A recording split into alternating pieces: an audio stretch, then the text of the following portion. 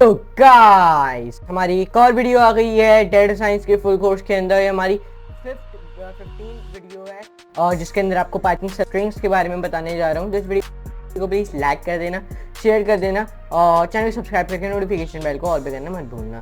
तो चलो चलते हैं कंप्यूटर स्क्रीन में, जानते हैं कि पाइथन के अंदर स्ट्रिंग्स असल में होते हैं। तो let's move to computer screen and let's do a coding with laughing.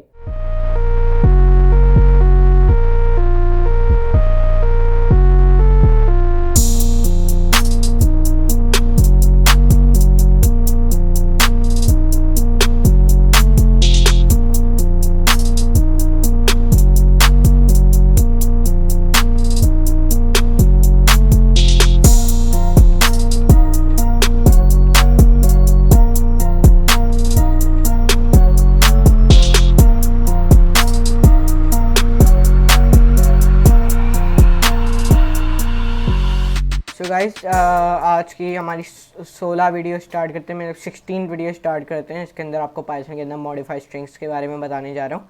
और जैसे कि मैंने आपको बताया था अपनी प्रीवियस वीडियो में, अब हमारी सीरीज़ चलेगी पूरी स्ट्रिंग्स के ऊपर। अब ये हमारी तकरीबन तीसरी वीडियो है स्ट्रिंग्स के अंदर। तो चलो स्टार्ट करते हैं इस वीडियो को और चले जानते हैं कि पाइथन के अंदर मॉडिफाइड स्ट्रिंग्स असल में होते हैं। पाइथन मॉडिफाइड स्ट्रिंग, पाइथन के पास एक सेट होता है, वो भी बिल्ट इन मेथड्स का, जो आप यूज़ कर सकते हो स्ट्रिंग्स के ऊपर।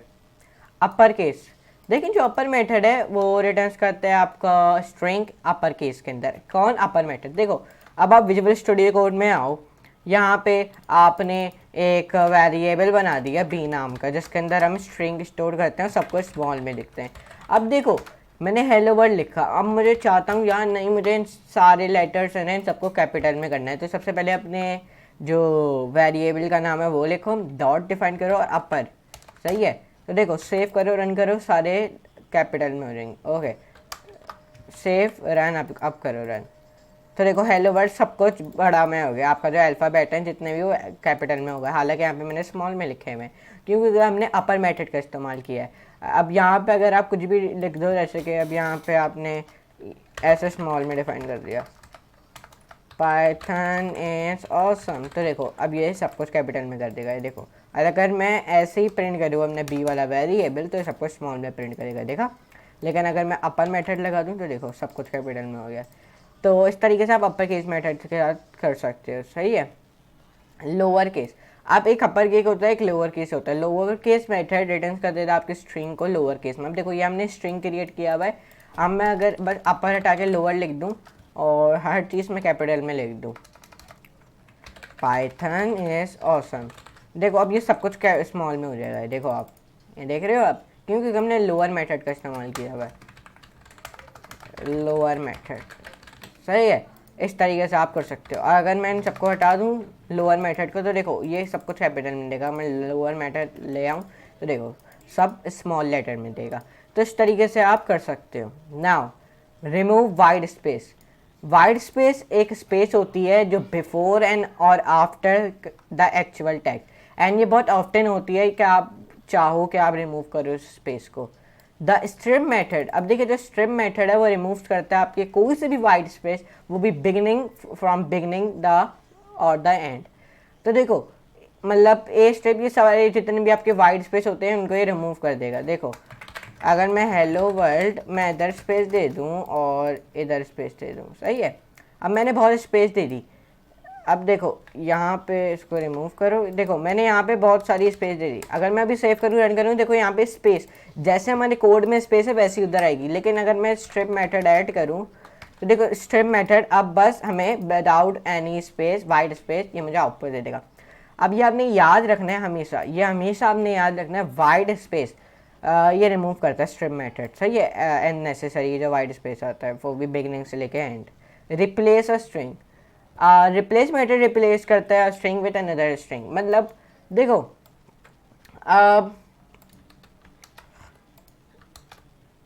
इधर देखो, ये हमने यहाँ पे बी वाला वेरिएबल डिफाइन किया है। अब देखो डॉट रिप्लेस, अब मैं चाहता हूँ जो मेरा एच है वो रिप्लेस हो जाए आर के साथ, और यहाँ पे कॉमा ऐड कर देता हूँ।